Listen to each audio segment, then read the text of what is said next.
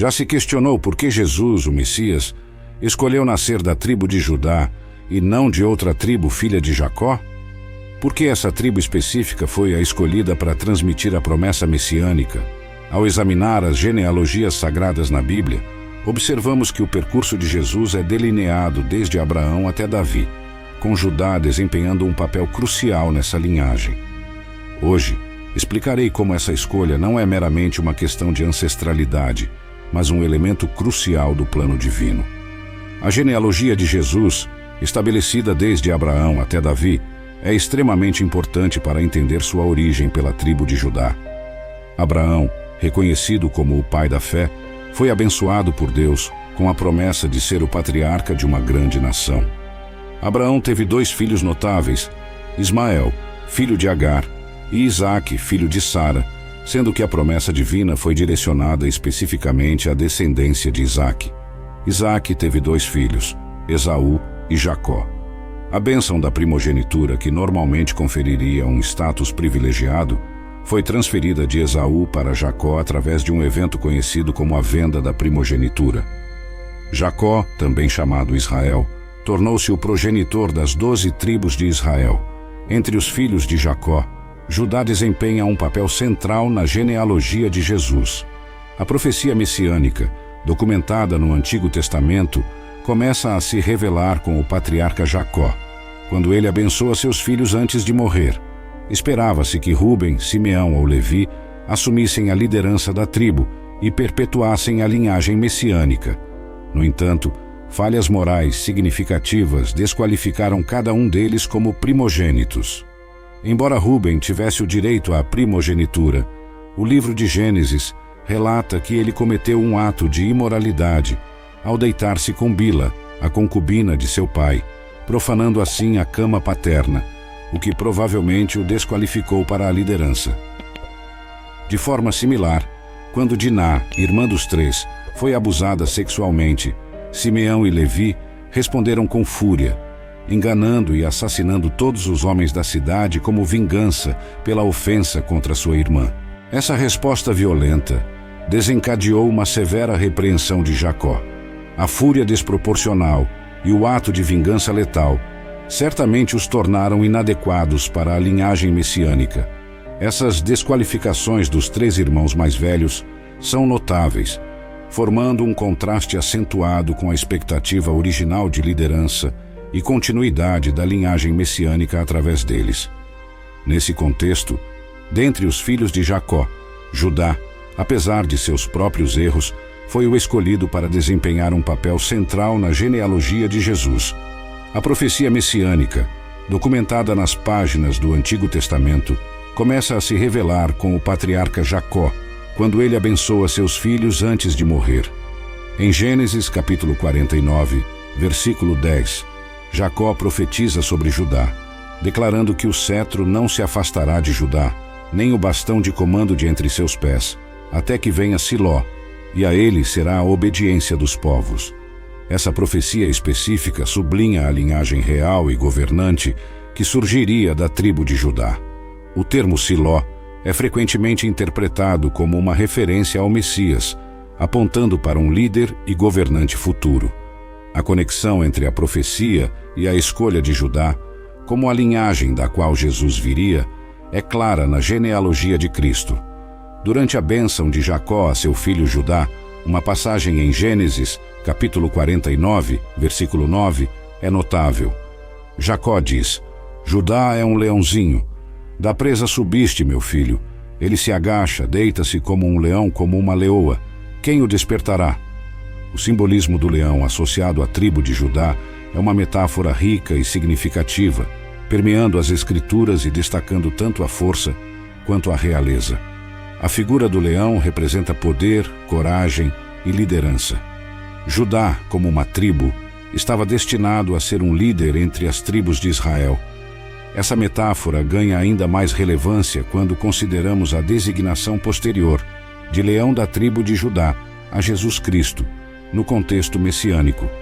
Nos evangelhos, Jesus é referido como o leão da tribo de Judá, indicando sua autoridade real e seu papel como o Messias prometido.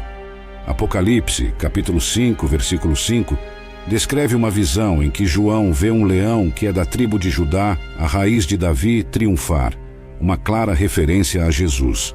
Essa representação simbólica demonstra a realeza de Cristo e sua capacidade de triunfar sobre todos os desafios. O leão, ao longo da história bíblica, é associado não apenas à força física, mas também à habilidade de governar com justiça e sabedoria. A escolha específica de Judá, como o ponto de partida para o advento do Messias, destaca a fidelidade de Deus em cumprir suas promessas de redenção por meio da linhagem real estabelecida nessa tribo. Ao analisarmos essa escolha à luz da teologia, podemos encontrar uma convergência de características e propósitos divinos que se entrelaçam de maneira única. Em Gênesis, quando Jacó profetiza sobre Judá, ele destaca não apenas a liderança e o cetro que permaneceriam em sua linhagem, mas também menciona que a obediência dos povos estaria voltada para ele, sugerindo uma autoridade e um papel messiânico distintos atribuídos à tribo de Judá. A teologia por trás dessa escolha pode ser compreendida considerando a lealdade de Judá e sua importância no cumprimento das promessas divinas. Davi, um descendente notável de Judá, foi um rei reverenciado, e Deus fez uma aliança eterna com ele, prometendo que seu trono seria estabelecido para sempre. Essa aliança aponta para um rei messiânico que viria da linhagem de Davi. Além disso, o próprio nome Judá significa louvor ou louvor a Deus, sugerindo uma relação especial com a adoração e o reconhecimento da soberania divina. A tribo de Judá, ao longo de sua história, demonstrou fidelidade e compromisso com Deus, tornando-se uma escolha significativa para a vinda do Messias. Ao comparar a tribo de Judá com as outras tribos de Jacó, é evidente uma distinção marcante e um propósito específico na decisão teológica que apontou Judá como a linhagem messiânica. Cada uma das 12 tribos possui suas próprias características e contribuições distintas para a história do povo de Israel, mas a escolha de Judá para o papel messiânico indica razões teológicas profundas e importantes. Outras tribos, como Rúben, Simeão e Levi, tiveram papéis relevantes em diversos contextos. Por exemplo, Levi foi selecionada para o sacerdócio, e a tribo de José, representada por Efraim e Manassés, também recebeu bênçãos especiais. Cada tribo teve um papel especial na construção e na identidade do povo de Israel. No entanto, as razões teológicas por trás da seleção de Judá transcendem suas qualidades individuais. O patriarca Jacó, ao proferir suas bênçãos finais aos filhos, ressaltou atributos específicos de Judá que o tornariam adequado para um papel único na história da redenção. Em Gênesis 49, Jacó profetiza sobre Judá, descrevendo-o como um leão, simbolizando força, liderança e realeza, características essenciais para a missão messiânica que se desdobraria por meio de sua linhagem. Ao estudarmos a fundo as narrativas bíblicas, percebemos pequenos detalhes e decisões que revelam como tudo já estava minuciosamente planejado dentro dos propósitos divinos, preparando o caminho para a linhagem que conduziria a Jesus. A história de José é um exemplo claro dessa providência divina na seleção da tribo de Judá para um papel fundamental na linhagem messiânica. A saga de José começa com a preferência de seu pai, manifestada pelo presente de uma túnica colorida, o que gerou ciúmes entre seus irmãos, levando-os a conspirar contra ele e até mesmo a planejar sua morte. No entanto, a escolha de Judá de propor a venda de José, em vez de matá-lo, marca um ponto de virada crucial na narrativa bíblica, com profundas implicações para o futuro de Judá e a realização do plano divino. Em Gênesis capítulo 37, versículos 26 a 27 diz: Então Judá disse aos seus irmãos: O que ganharemos se matarmos nosso irmão e escondermos o seu sangue? Venham, vamos vendê-lo aos ismaelitas, e não lhe façamos mal. Afinal, ele é nosso irmão, da nossa própria carne e sangue. E os irmãos concordaram. Essa decisão não apenas preservou a vida de José imediatamente, mas também teve ramificações mais amplas e inesperadas. Ao ser vendido como escravo, José é levado ao Egito, onde, por meio da providência divina, ascende a uma posição influente e desempenha um papel fundamental na preservação da vida durante a fome iminente. Essa reviravolta na história não apenas salva José, mas também estabelece as condições para o futuro encontro com seus irmãos. Além disso, a decisão de Judá de não matar José tem significativas implicações teológicas ao usar esse evento para moldar o curso da história. Judá, sem saber, torna-se parte integrante do plano divino ao preservar a linhagem de Jacó. O eventual reencontro de José com seus irmãos simboliza reconciliação e perdão, mas também solidifica o papel essencial de Judá na linhagem messiânica. A descendência de Judá torna-se central na revelação do Messias profeticamente. A escolha de Judá é crucial para cumprir as palavras de Jacó sobre o cetro que não se afastará de Judá até que viesse Siló. Outra providência divina notável é a história de Tamar, registrada em Gênesis 38. Antes de continuarmos, como de costume, eu peço o seu like e inscrição no canal para nos ajudar a continuar com esse trabalho e fazer com que o YouTube te recomende mais vídeos como este. E agora, voltamos ao vídeo. Tamar era a nora de Judá, tendo se casado com 2 de seus filhos, e Onã, ambos falecidos prematuramente.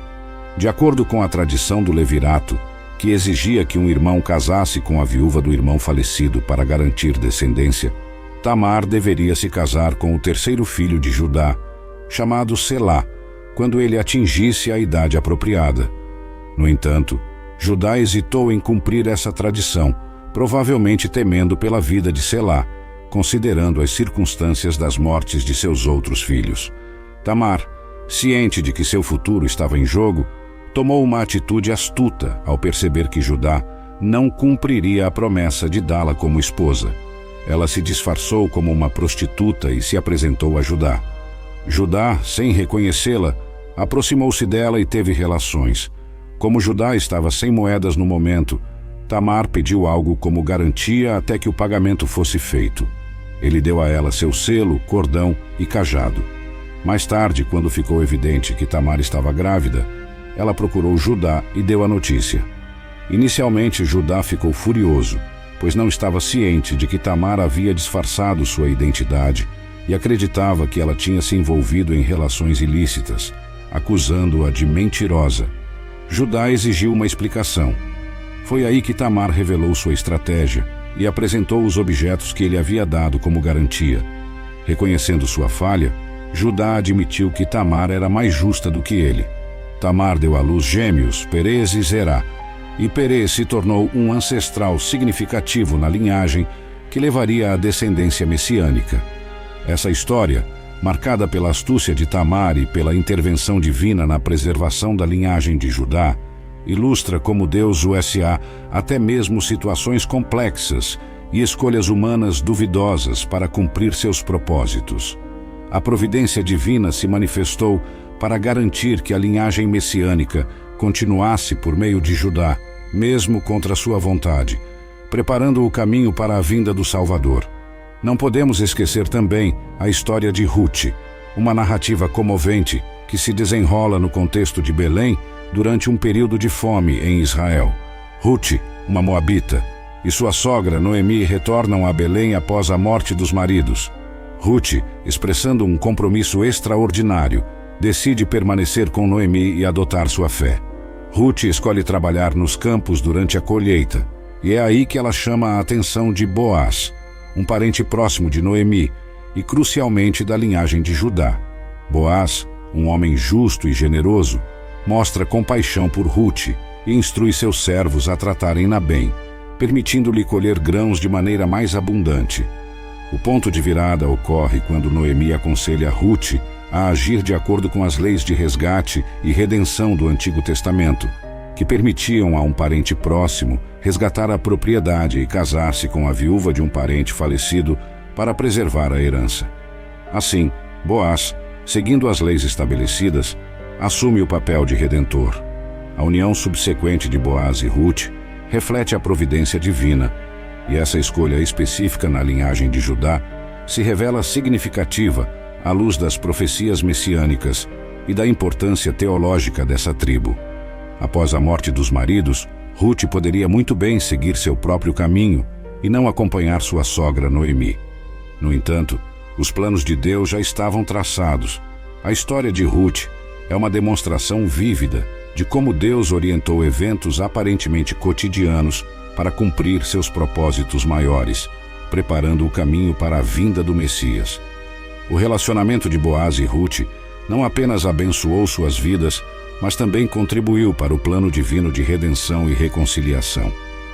Além dessas histórias, vale lembrar da promessa messiânica dada a Davi, que também destaca a importância da tribo de Judá. Quando olhamos para os registros genealógicos nos evangelhos, Mateus e Lucas destacam a descendência de Jesus, traçando-a até Davi e, subsequentemente, até Judá. O cumprimento da profecia messiânica em Jesus, como descendente da tribo de Judá, fortalece a compreensão da promessa divina. Ao longo da história do povo de Israel, Davi, escolhido por Deus como rei, teve um impacto duradouro na história de Israel. Seu reinado foi marcado por vitórias militares, desenvolvimento nacional e pela conquista de Jerusalém como capital. A promessa feita a Davi, registrada no segundo livro de Samuel, capítulo 7, é um momento crucial na história de Israel. Deus prometeu a Davi que estabeleceria seu descendente como rei e que seu reinado seria eterno. A passagem diz: "Estabelecerei um lugar para o meu povo Israel, e o plantarei para que tenha o seu próprio lugar e não seja mais perturbado. Os perversos não mais o oprimirão como fizeram desde o princípio." Essa promessa é carregada de significado messiânico, apontando para um rei vindouro que traria estabilidade, justiça e um reino eterno. A conexão com Judá torna-se evidente ao observarmos as profecias posteriores que especificam que esse descendente prometido viria da linhagem de Davi, que pertencia à tribo de Judá, culminando em Jesus Cristo. No entanto, é importante lembrarmos da aliança incondicional que Deus fez com Davi. "Quando teus dias forem cumpridos e te deitares com teus pais, eu farei surgir depois de ti um descendente teu que sairá das tuas entranhas, e estabelecerei o seu reino. Ele edificará uma casa para o meu nome, e eu estabelecerei o trono do seu reino para sempre." Após a morte de Davi, seu filho Salomão assumiu o trono de Israel. Sob o reinado de Salomão, Israel experimentou um período de grande prosperidade e desenvolvimento. Salomão ficou conhecido por sua sabedoria, governando com justiça e alcançando destaque internacional. No entanto, à medida que Salomão envelhecia, seu reinado começou a enfrentar desafios. Após o falecimento do rei Salomão, ocorreu uma divisão em Israel, formando dois reinos rivais: o reino do norte, representado por Israel, e o reino do sul, representado por Judá. Ao longo das gerações, maus reis conduziram Israel à idolatria e à desobediência. Apesar de haver uma mistura de reis bons e maus nos dois reinos, Judá conseguiu manter a linha dinástica, culminando na linhagem que conduziria a Cristo. Durante a invasão e o exílio dos assírios, o norte apóstata de Israel foi aniquilado, apagando assim 10 tribos da história. No entanto, a linhagem de Judá permaneceu resiliente.